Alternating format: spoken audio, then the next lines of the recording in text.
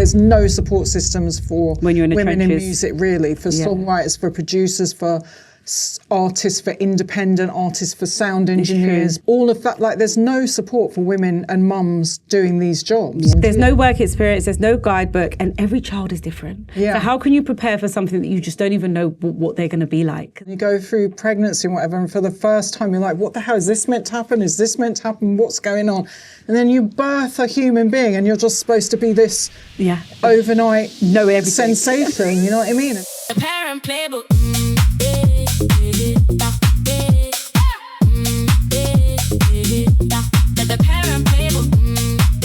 Hey everyone, and welcome to the Parent Playbook by Tribe, and I am your host, Nyah. If you are looking for a parenting podcast that's going to give you great tips and, you know, keep it all shiny, then this isn't a podcast for you, because we keep it really real, we keep it authentic, and we tell you the truth. There are a few swear words sometimes, so, you know, you might want to take your little ones out of the room. Today, I'm joined by a guest I've been trying to get for 5 years, and I'm not joking, like literally 5 years. I think it started out on the lives, and we just never ever got there in the end due to her busy schedule. But I'm really excited because we got her here today. If there was a studio audience, this will be the time they start screaming. And we're introducing Nikki! Hi. Would you like to introduce yourself, my darling? Hi, I'm DJ Nikki Beatnik. I'm a DJ, producer, songwriter from London. I'm also an entrepreneur. I've got multiple businesses. I music direct. I've toured the world DJing. I've been to 70 countries, 6 continents. I'm Khaleesi's official DJ. I have been for about 20-something years. And what else? I run a bunch of parties. I've contributed a lot to club culture in London, run parties since I was 17, started running raves back in the day. DJed my first club before I was even legal to be in clubs. Run raves my whole life, and at the moment I've got a very successful party called Mums at Rave, which is a day party for women and mums, which has been going 7 years and had 100 million views on socials. And she's a mum and a wife. Oh yeah, I'm a mum. And she's a mum and a wife. The mum part is the most important bit. Okay, I just forgot about that for a second. Listen, no, I'm not going to lie. Most people lead with their parenting stance, and I love that you led with your accolades, because sometimes I was here to talk about work stuff, quite honestly, as well as parenting. No, absolutely. But I'm telling you, a lot of mums downplay what they've done as soon as they become mums, and I really love the fact that you own in everything that you've done, because it's so inspiring. And sometimes we get into a mum space and we just kind of forget. And I love that's not your vibe. Yeah, well, did you see Bad Bunny at the Super Bowl? Because they were interviewing him before the Super Bowl and they were like, who has really inspired you in your life? And he was super quiet for a couple of seconds, and then he just went, my mum. My mum, before any of the music, before anything, she just told me that I could do anything. I could be anything. She was my biggest cheerleader. She gave me so much confidence. And I always say it as a mum. I'm like, we are so powerful as mums. We are literally shaping future generations and have so much power there to be positive and to give kids like the best pathways open to them. So I think mums should never, ever downplay that and the importance of their role. Yeah, absolutely. And it's like mums sometimes you get a bit of a bad stick, because it's like, you know, like you're a mum and you're, oh my gosh, I'm so sorry, but it's definitely my phone ringing in the middle of the podcast. I really tried to ignore it as well. I tried to ignore that. It didn't work. It absolutely didn't work. Okay, so basically I was trying to say that, you know, mums sometimes get a bit of a bad stick. Like you hear the stories of the mum that turned up to the school in her pajamas and blah, blah, blah. And there's a lot of stigma around sometimes the way that people are mothering. And you're damned if you don't. And whatever you do as a mum, you get judged. 100,000,000%. And so, yeah, I try to be non-judgmental. Even though I won't turn up to school in my pajamas, I just refuse. Yeah. But if that's your thing, knock yourself out, girl. Yeah, get your pajamas on, get your finest silk pajamas, whatever you want. But you said something really important. It's like, as a mum, we're giving birth and we're shaping the world. The children that we are birthing and raising, they are the future of what is to come. So we do have an amazing, important job. And sometimes it is just seen as just mum. And it really ain't. Not at all. And there's a lot of problems at the moment. The world's very chaotic. And sometimes I just think, this would be solved if your mum just told you, stop being a bully and, fix up. Fix up. Ultimately, that's what you need. But yeah, mums they have a very difficult job. They don't always get thanked. Yep. They put in years and years and years of effort and often get blamed for this or that, or like, 100%. You did this to me, or you didn't do it, or I didn't have that, or, you know what I mean? Like, you can't really, there's nothing that will mess you up like your parents, basically. But what we're trying to do is mess our kids up the least. Yeah. A little bit less than we were messed up. Yeah. And if you come from my generation of boomer, like my parents were boomer parenting, then our generation has been different in the way we parent, but who's to say what's really right or wrong? We're all just doing our best. You're all just doing your best. And also, you get work experience on being a mum. There's no work experience, there's no guidebook, and every child is different. Yeah. So how can you prepare for something that you just don't even know what they're going to be like? Because everyone is different. Do you know what I mean? You birth the child and you go through pregnancy and whatever, and for the first time you're like, what the hell, is this meant to happen? Is this meant to happen? What's going on? And then you birth a human being and you're just supposed to be this overnight sensation, you know what I mean? And know everything about breastfeeding and this and that. And you just don't a lot of the time. So it can be quite isolating, I think, for women. Yeah, and especially if you lose yourself a bit. And I think there's a space of not being honest that happens because you're in fear of feeling inadequate in comparison to what everyone else is doing. I remember before I even had children, I walked past a library and I saw all these mums in there and they're like, singing and I thought, and I vomit like that. That is not my vibe whatsoever. And I called my friend and I was like, I don't think I'm ever gonna have kids. She's like, why would you say that? She was. I said, I just walked past the library. I said, and I can't see myself in there ever. And she started laughing and said, do you think I've ever been there? I said, well, I've just seen a bunch of them. She's like, no, that is not for everyone. And you have to figure out what is best for you, and whatever you figure out for you is not wrong, And I think that was the first time I thought, oh, maybe there is a life with children that doesn't look like that. And no shade to the mums that want to do that, because I feel like to have that passion to do that is special. Because for me, as baby groups, man, it looks different for everyone. It does look different. Going when I had my kid, walking around East Dulwich, which is very bougie now. Yes, it is. I live in South East London. And big up South East London. I went to East Dulwich and I counted like 38 Breton stripy jumpers in half an hour, and everyone had lattes, and I was just like, this is what I see on Instagram as well, but surely there's a different side to when you have a baby and mothering than lattes and stripy jumpers. So then it gave me like this weird hatred for stripy jumpers. And I was like, I'm going to wear fringe. Yeah, I'm all the things that I wore before. And like, I haven't changed as a person. I'm the same person that I was. I still love my job DJing.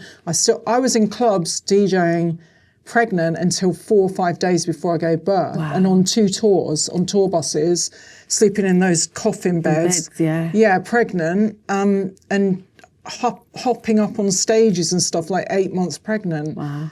And taking pictures and video, because I was like, I never really had these examples in music, and as a woman, you want to see it. There was only like a couple of people. I remember Nena Cherry being pregnant and on stage. I remember Mel from All Saints, and now there's more. Like Rihanna's done a lot. Yeah, they've changed Little Mix, but even they were like, oh, this is pioneering. Yeah, on stage pregnant. It's crazy. I feel like coming from the music industry myself, there was a real, I don't know, an overwhelming thing of don't get pregnant. Yeah. Because as soon as you get pregnant, you're rubbed out completely. Yeah. And it is different now. You see the Cardi B's. Not enough has changed. It's not they're enough. At the top but they're at with the top. Yeah. All kinds of support systems, but there's no support systems for when you're in women in music, really, for songwriters, for producers, for artists, for independent artists, for sound engineers.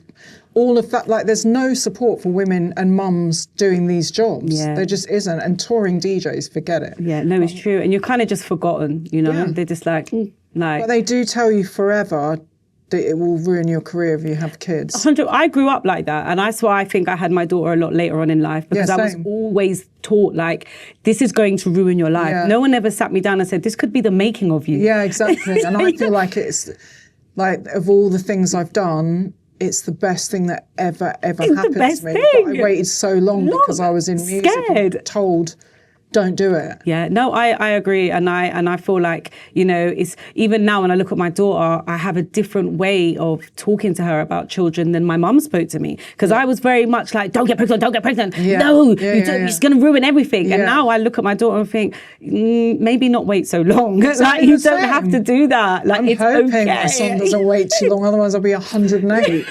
You know, I have to hold on. Like. But you know, you'll be like, no, it's actually okay, because you know what? Everything's going to work out. Yeah, exactly. And it's going to be fine. Exactly. So talk to me about Mums at Rave. One of my best friend Danielle, she does not let a Mums at Rave go by. Yeah, okay, she's planning her outfit as she walks out the door. She's probably planning her outfit for the next one. So talk to me about that, where it came from. It's an amazing movement. It is not just for mums, but primarily Mums at Rave, because of a lot of the experiences I've had as a woman DJ and a woman in music, and what we were talking about, and the fact that mums are pretty sidelined, and even getting any kind of support when you're a woman in music is hard, but it multiplies when you become a mum. And then as I was talking about these experiences, I know from doing panel talks with Mums at Rave as well, women across all industries feel like this, or they might get made redundant, or their boss isn't very understanding about leaving for school runs or childcare or things happening. So I realised it's a pretty universal thing, but I knew how to affect people via the rave and via DJ, and I've always run clubs. So doing it has been a very natural progression of my other club nights. Okay. But it's all women, it's all mums. The only guy we have in there really is the MC. Okay. Sometimes we have women MCs as well, and the photographer. And it's been going 7 years. It's had over 100 million views on socials. It's got 80,000 followers. I've had women come from all over the UK to come and rave. By the way, it's between 2 and 6 p.m. Lovely. And we don't play traditional mum music. Okay. We play everything from hip hop, you'll hear DMX, you'll hear everything. New hip hop, old hip hop, house, garage, jungle, drum and bass, bashment, you name it, it's in there, even some soca. Okay. You will hear all kinds of genres, but just not what you would expect mums to be. And you've never seen anybody rave as hard as a mum with a Saturday afternoon free. Yeah. It's mental, and it's from 2 o'clock. There's no like warm up. It's just straight in there. Yeah. Straight in from 2 o'clock. I could play jungle at 2 and they'll be like, yes. Yeah, it's like, and from the videos, it's like you wouldn't even attribute these people to being mums. They just look like fierce, sexy, hot and that's women the other thing. having a great time. Yeah. Show out. This is the one place you can come. Even if you want to get the tube, you can come and get changed in the loo. We'll all help. So there's a real community vibe to it. I've worked really, really hard on the social because we started from scratch to build up to 80,000, all organic, all posting. Like sometimes I post 3-4 times a day, and like 25 stories a day. Sometimes I'm up at 5-6 a.m. doing content. Okay. It's been a real labour of love. And the more that I did, when I came back after, because I wasn't sure if I wanted to carry it on in lockdown, I didn't really see where it would go. And then I did the first one back.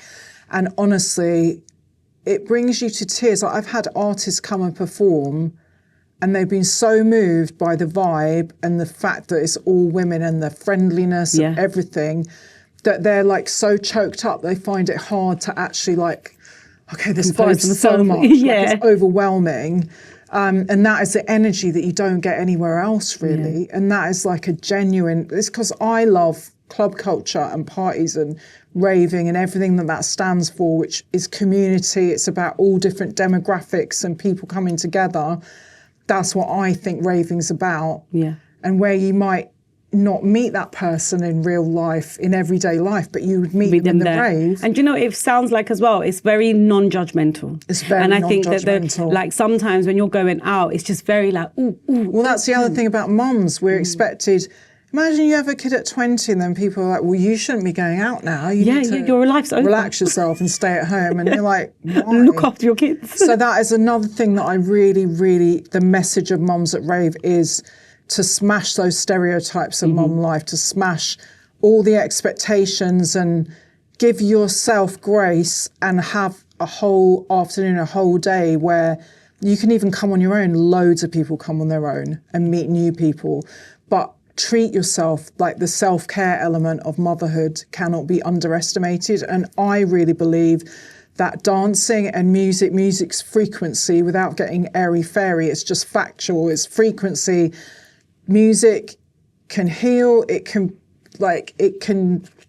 do things to people that other forms of art can't necessarily do, and it does it really fast. Yeah. So music and dancing together, it's tribal, it's an ancient thing, and I think that cannot be underestimated, and there's a power in that. And I've seen it, and I've heard the testimonials from women that come saying it's changed their lives, and they've like had confidence from other women they've met to like cut their hair, get a new outfit, go for the new job, tell their husband, yes, I can wear jeans. We had one lady that came and said, my husband's always told me that jeans aren't flattering on me. Oh, wow. She was like, I'm going to start wearing jeans now. Just little things like that. But people have gone for their jobs that they've wanted and got their dream job, and I've got a message, or they've started a business together. Like there's so many amazing things have come from it. So that has spurred me on to keep going, doing it. And now we're 29 raves deep, and I've done them in Birmingham. I'm about to roll out to Brighton and Bristol. I'm trying to make it happen in Ghana and Kenya, maybe South Africa, Australia, maybe America, fingers crossed. World domination, man. It is world domination. So yeah, but it means so much more to me because now I know that the impact is a bigger reason. And all those years of being a woman in music, it's not in put that into this movement. Yeah, no, I like, honestly, it just speaks so loudly to me, because I feel like the women before, like mums that are probably older than me, like they would have missed this. Do you know what I mean? Like, so our age group is like, do you know what I mean? It's like it's such an amazing movement. Well, what's also interesting is, and I've never seen this anywhere else, I've had 18-year-old mums come and 65-year-old mums come and rave together. And I can't think of many other clubs where it's like that. And it's all ages. And it's encouraged. Yeah, it's encouraged. And they're all jamming together and having fun. Yeah, no, I love that. So, yeah. And it's funny because you'll think like the 60-year-old, the 18-year-old they all know the same music. Yes. Because you know, like it's played in the houses and the mums and the aunts. Yes. And it's just and then even so like I'll play new tunes and they'll all know it and get on board with it. Yeah, so it's lovely. It's life-affirming stuff. It's like, you know, a little tear comes to my eye after each one, even though I'm exhausted. But yeah, and we're doing about 4 or 5 a year at the moment in London and then other cities. So yeah, it's going good. Well, we'll put all your information in the link so people can come and find it and they can sign up and they can come and get the life-changing dance experience that everybody needs. From Las Vegas to Bloody hell. She was like, I planned my whole vacation around this. Listen, I love that. So talk to me a little bit, like let's go back a bit. So how old are your children? Gracie is, I have to think about this, 17. Wow, 17. But she's my partner's child, but I've known her since she was 3. Okay. So I'm like, I don't really like the word stepmom or step. Yeah, what do they say, bonus mum? Yeah, bonus that's better, because otherwise you think it's like Cinderella or something. Yeah. That. It's given you're sleeping under the stairs. None of that. So bonus baby. Yeah, bonus baby. She's 17. Okay. And Harley is 11. Oh, he's 11. Yeah. Wow. So talk to me about being pregnant and being on tour. These are not normal conversations, Nikki. Yeah. How was that for you? Well, I was determined to do all the gigs, all the shows, stack money. Okay. While I was pregnant, but also be very visible because I never had that example, especially from women DJs. Yeah. So I was like, I'm going to take all the pictures. I'm going to post all the pictures. I'm going to be in outside. The club. I was doing a weekly party at the W Hotel, which was our Beatnik parties there, every Wednesday. And then I was out on tour with Khalees and I was out on tour with All Saints. Wow. And I was doing, 2 tours constantly. We did the Backstreet Boys tour as well. So I was touring really hardcore and making music as well. So I was doing all the things and not sleeping that much, I guess, but that's just part of our job to a certain extent. And I was also doing a monthly party in Shoreditch, so it was a lot. There was a lot going on. I don't know what to say to that. I was flying up until 7 months, okay. And then they tell you it's not healthy. But I felt fine. It was just like extra puffy ankles. But yeah, I'd go to Italy and do a gig and then come back again and get on a tour bus. Sleeping in the tour bus, those tiny coffins, beds, that was not fun pregnant. 'Cause you can't really turn that well once you get to a certain point. And then I remember, I think it was about a week before I gave birth, I was doing a gig in Manchester with All Saints. And my tour manager, he was like, there was a riser and a stage, a DJ riser, which are about this high. Okay. They're quite high. And they put you in the middle and then the artists are at the front. And he was like, I'll just hop up there and sound check. And I was 8.5 months. No, it was more than that. Yeah, it was about a week before I gave birth. Oh, my days. And I felt really bad all of a sudden. And so I told my tour manager, because they don't really make provisions. And it's all guys, so they're just like, oh, she's fine. And I'd been on a tour bus, like a Sprinter van. Yeah. And it's really like, so I was like, oh my God, I think it's bringing on the birth. Oh, gosh. Yeah. I was in Manchester. I was like, my kid's not being born in Manchester. No shade to Manchester. No, but I was like, I'm miles away from my What's family. Happening? Yeah, this can't happen. No, this can't happen. But anyway, St. John's ambulance came to the stage, wheelchaired me off the stage through the festival in a wheelchair to the St. John's ambulance. They were like, yeah, we need to get you to hospital. And I went, no. The show's in 20 minutes. Get me back to that stage and get me home. So they were like, well, we can't keep you here. So I guess. Yeah, because they can't. Yeah, so I just refused. And then I did the show and I was still like a bit like, oh, I don't feel too good. And then I remember my face and Shaznay and All Saints was like, I could tell that was your last gig with us because you just looked like, nah. It's not happening. Like, I can't now. And I think I did one more gig after that. And then the other 2 that I had booked a couple of days before my due date, I made my brother do instead. I was just like, but I was doing all the things. And then I had a really terrible, terrible birth, which I've never really spoken about, but I nearly died. And so did my kid. Negligence with the hospital.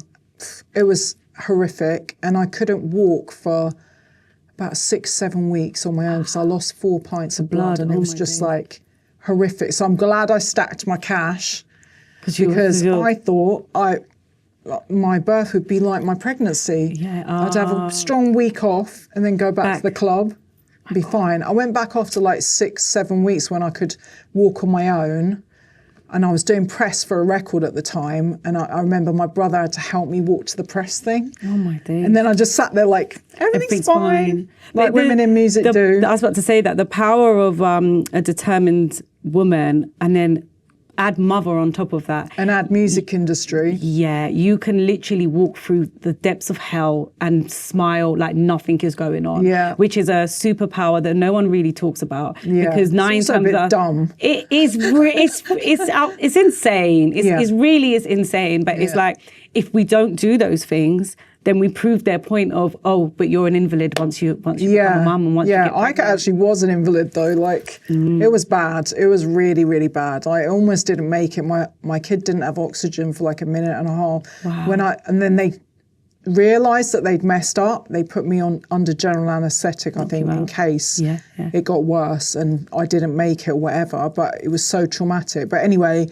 I woke up and the first thing the nurse said to me was, I've just come to check your baby for brain damage. Oh, gosh, no. And I was just like, what's happened here? What the fuck? Like, it was a rude awakening into motherhood that I never thought. I just thought I'd have a strong week, 2 weeks off, and I'd go back to my residencies and I'd be So I took 6 or 7 weeks off, but everyone was asking me, when are you coming back? When are you coming back? Because I'm running the clubs, the club nights as well. So I'm ultimately responsible for paying other people, my guest DJs, all of this stuff. It just doesn't stop. So I was emailing from bed the day I woke up, as soon as I was like emailing and doing work emails and stuff the whole 6 weeks when I couldn't walk.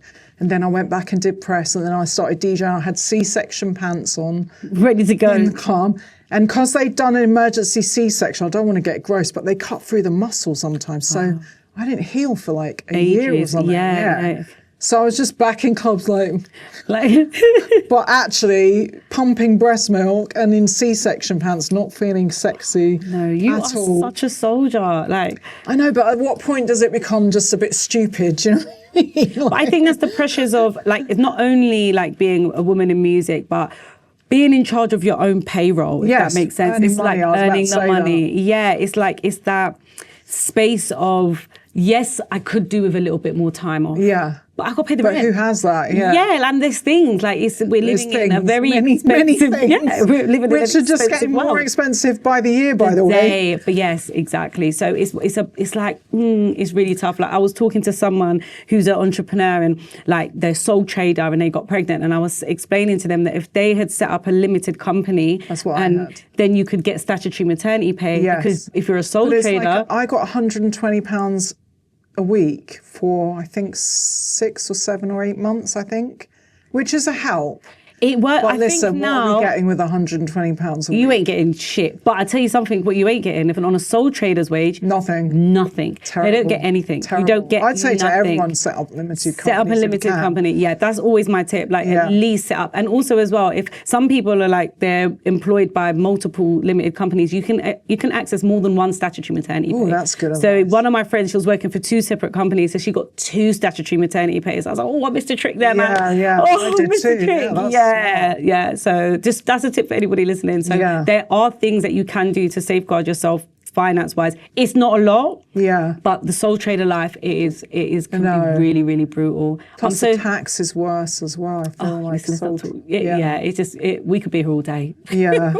And I've got an accountant and he's absolutely amazing. So that's another thing I'd say, because I feel like a lot of people in music and the arts might be neurodivergent or I'm Yep, dyslexic, absolutely. and there's a lot of neurodivergent people because we've got creative brains. If you're not good at that, I would say get Hire a good someone. accountant. Yeah, I agree, and I so strongly agree with that. It's like if you're not good at something, that's okay. Yeah. Just get someone who bloody is, and that way you don't miss a trick. Yeah. Now, Kizzy is my daughter. She's 9 years old. She knows I'm doing a podcast, and she wants me to ask every guest a question. Okay, it's the same question. I love this. Yeah, I feel like it's a little bit of shade to me for some reason, but she wants to know, what is your most favourite thing to do with your child? Oh, that's hard, because I was just talking to my friend this morning. We went to an event and she was saying that she's like sort of a helicopter mum that and their kids are 16 and 19, I think. Okay. And she was saying, I just love hanging out with them all the time. And she's got 2 boys. And I'm like that as well. Like every single, because I waited so long, I think. Yeah. Every single little thing tickles me. Okay. And I just want to hang out with him all the time. And I'm like, please, when you get to a teenager, please hang out with me still. And like he likes like writing raps and roasting and doing all that. Oh, really? Yeah, he loves that. But he loves drawing, and I did art. I did a fine art degree, so I can see things. And he plays music as well. But I'm like, he was watching like roast battles, and I was just like, oh, that's my son, because I've been a DJ forever, and I came up with people doing that. So as he gets older, maybe it will change. But I just love every single thing about just hanging out with him, watching him draw, doing little things together, watching. We watch The Simpsons together, we're cracking up. But we've always had TV shows we watch together, like Wednesday and different things, and sometimes very inappropriate things that he goes into school and tells his mates about. Yeah, I'm like, don't tell him that. Do you know, we was talking earlier about the devices and like limiting like how you manage your children and what they have access to. And I said, I hear it. But back in the 80s, man, like, I watched I was exposed to, me too. Freddy Krueger. Yeah. Like, there were some shows I was watching. RoboCop, Like, that traumatized oh my me. God, I forgot about RoboCop. Yeah, there's so many things that we had access to. So is it like, I is try it not fair to be overly protective. I was about to say that. Is it fair to be overly protective? No. Or do we need to have them? Listen, they need to learn a I little fell out of bit. a car when I was 6 years old, Oh because my there was days. no seatbelts in those days. Yeah. And the it's true. first time I went to New York, this is how old I am, I was at art college. I was about 17 or 18. You could still smoke in the plane. So we were all up the back smoking cigarettes. And my days. no one ever checked an ID. We rolled to the Tunnel and the Limelight Club and freaking Paradise Garage and all these places. Like, no, not Paradise, Sound Factory, because I think Paradise Garage had closed in New York by that time. But it was hairy. Like, it was like Times Square was not a nice place in those days. And we were just rolling out, like, you know what I mean? Getting like, your life all skills. Went to illegal raves and like doing all this crazy stuff. So I don't think they do as many crazy things as we do. And I'm not so overprotective that I do all the like, I'm so worried about Roblox, I'm really worried about this, I tell him like, there's paedophiles, there's this, there's that. Yeah. I'm very, very open about every single thing. I'm like, just talk to me. Like, I'm never going to be that angry also controversial, but I didn't know I was gentle parenting, but I basically gentle parented. Oh, really? Okay. Yeah, and I didn't know that was a thing. I was just like too laid back. They just put these names on things. Yeah. Like, this is gentle parenting. But Okay. I was like, I, for one, have come up through clubs, and I do not like it when anyone shouts at me or speaks to me wrong or is rude. So why would my kid like that? Like, I'm just going to be... He knows I've probably got a lot more boundaries than a lot of other parents, and he knows that I'm not the one. Okay. But I never really shout because I just think I don't like being spoken to like that. So I feel like my message gets through better, and it's not for everyone. And sometimes, you know, like I'm at the end of my tether, like I'm really tired now. Okay. But I've just, he's just chill. So I found it easy, but I haven't got like my kid's easygoing, so I've come, you know, I've had it a little easier maybe. Yeah, but also I feel like children are definitely a reflection of their parents and their environment that they're around. And if you are chill and you're easygoing, then that's probably how they're going to be. Yeah, he's seen me lose it at other people, and then he's like, it's scary. He's crazy. Yeah. 2003 me. It's like, no, I have it in me. I have it. Yeah. Oh God. I'm like, I came up as a woman DJ in clubs, running clubs, with a crazy era where I had all women teams in the 90s, all women promoters, which they never got their dues, but we used to run clubs then. We had like good 2 or 3 drive-by shootings, like all kinds of crazy stuff. So like I've come up through that. You've seen everything. Like, I've worked with all kinds of people from all backgrounds, and I just feel like by the time I had my kid, I was ready and I was a better parent for it because I didn't have him when I was crazy, quite honestly. Because when you are, the younger you are, it's like, it could have been different. Yeah, I probably would have been a very different parent and been shouting a lot more, but I was probably just exhausted. Yeah, just tired. Might knock yourself out. So there's lots of talk online at the moment about the invisible load. How do you feel like you approach the invisible load? Mums, let's just say that. We end up being the default parent a lot of the time, and remembering the karate classes, the school runs, the non-uniform days, the what they like in their packed lunch, what they don't like, all of this stuff, and being on the parents' WhatsApp groups. Tell me about it. And I think as well, it's like there's a lot of... I don't like group WhatsApp. Oh, the WhatsApp group is insane because you're damned if you do, but you're damned if you don't. Like there's mums that are not in the group and they're like, she's not in the group. So it's like, but I feel like the invisible load, even when you can have the best partner going, it's like you still have to figure out what to tell that person to do, community, like in the, do you know what I mean? Like when you're communicating. So it's like, yes, you're helping, but I still have to tell you, which means it's still in there. It's still a brain movement and it's still a function. A lot of that, I think. And there is. I mean, I feel like there's apps out there that can remind you should drink water, but there's no app out there to help us with the invisible load. Maybe you should make one. The math ain't mathing right now, you know? It is a lot, and I do feel like a lot of it falls to women and mums. And I don't really know what we can do about that apart from kicking arses and being like, here's Get it together and running away. Yeah, memorise it and, you know, step up, do your bit. No, but true. I mean, there's probably a lot of dads out there that are default parents as well. But I just know from a lot of my experience and mums that mums are taking on a hell of a lot and working at the same time. Yeah. And that's why a lot of times they put their own happiness last. Yeah. And I've done it as well and put my own prioritise myself last after everyone else. I do it all the time, like, you know what I mean? And so, you need to take time sometimes. Mine is going to the nail shop. Okay. So that's like your thing. 1.5 hours of, I don't have to talk to anyone. I don't have to do any social media. Yeah, you can just I don't have to be mum. I don't have to be wife. I don't have to be I'm just getting my nails done in luxury. And then if I'm bawling, I'll go and have a massage at the Thai spot. But it's the best. I've been to all the spas all around the world. In all the posh hotels, no, the Thai spot in Penge, I'm going to hook you up, guys. It's the best. Do you know what? I feel like that is probably like the best advice. And it's like, okay, we don't have all the time in the world, and we are caregivers, and you are putting in millions of different people before you and all the things, and the entrepreneur and the events and the posting, but carve out, even if it is an hour or 2 hours, that is just for you, and do something that is just for you. There's nothing beats getting up and just going somewhere on your own. Yeah. I don't have to I know, it's lovely. Like, Today I've been out rolling around London listening to my playlist. On your own. Thugged out music, and I had like some tunes on this morning. And I was just like, oh, how nice just to be rolling around London on my own, looking fabulous. Looking fly. Like, you know what I mean? No, like just doing your hair and makeup, putting on a nice outfit. And not worrying about, I've got to make a lunch or do a thing or pack your bag, or it's just, there's a euphoric thing with just doing for yourself. Yeah, so I think and it's I really do that important. every day by dressing intentionally, which wasn't a thing before, but is now. That's a catchphrase. It is. But yeah, just I'll roll up to the school gates, but every day I'll have like my makeup, my hair, my maybe not my hair actually. That's a hot mess a lot of the time. It'll be like curly Something's and got to give. or in a Something's got to ponytail. give.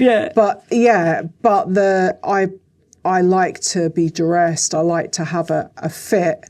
I like to take my pictures every day, because if I dress like that, I feel like I'm ready to do some deals, go to work, make some music.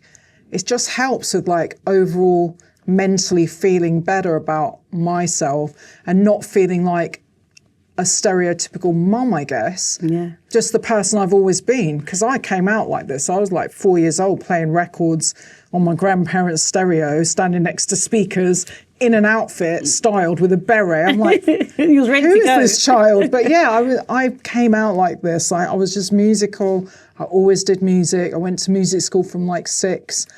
So yeah, I think it reminds me who the fuck I am. Yeah. By intentionally dressing. Yeah, and it's look Doing good, your makeup. feel good. Yeah. Like it's impossible to... You trick yourself into, okay, I am. There you I go. can Because do if you this, look I'm a good, it's like, boss. well, I'm doing this. Do you know what I mean? Yeah. And like, I feel like that's just such good advice. But Nikki, it's been absolutely amazing that it? talking to you We today. done? We are done. I could talk to you. We need to do a part 2, okay? We actually need to do a part 2, because everything that you're doing is just so inspiring. And I feel like there are still a lot of gems that you could give the up and coming girlies that want to get into the music industry, that are parents, that don't know what to do, and maybe don't understand why they're feeling the way that they're feeling, you know? Oh, it's tough. And the music business is a tough industry. And I know everyone says it, but it's so hard for women. Women producers, for instance, we're still 4% of the entire industry. 4%. And women DJs, there's a lot more of us now. Us coming up, there was hardly any, but there's a lot more representation. But are we actually getting paid equally? Are we on lineups in the same way? In the same bold print at the top. And a lot of the time it's like crabs in a barrel. There's one token that gets booked and they're like, oh, we've got a woman on the lineup. Yeah. Out of 100. Yeah. So there's so much work still to do, and I don't think it's going to happen quickly or anytime soon, but I'm always advocating for women and there to give advice or help other people. And also with Mums at Rave, if someone's a mum and they've got a small business or they're doing something inspiring, they can message me and I'll always share it or post it. Or I do newsletters as well, and I've got a Substack. I've got all the things, the TikTok, It's everything. all the things. All the things. But yeah, I'll always put other people on as well, like post about them in stories or say, look, here's a discount, you can get this or you can get that. So yeah, always reach out if you need help or advice. Oh, I love that. Well, thank you. Thank you so much. No worries. And as I said, we're definitely going to have to sit down again. This is over Thanks for too having soon. me. No, you're more than welcome. Guys, this is the Parent Playbook by Tribe, and you just heard some of the most authentic gems from Nikki herself. So if you are a young mum, or an old mum, medium mum, whatever the mum, and you are into music, there's living proof that you can do it. And there are safe spaces where you can reach out, ask some questions, get some advice, and get some help. So yeah, thank you for listening and watching, and I'll speak to you soon. The Parent Playbook.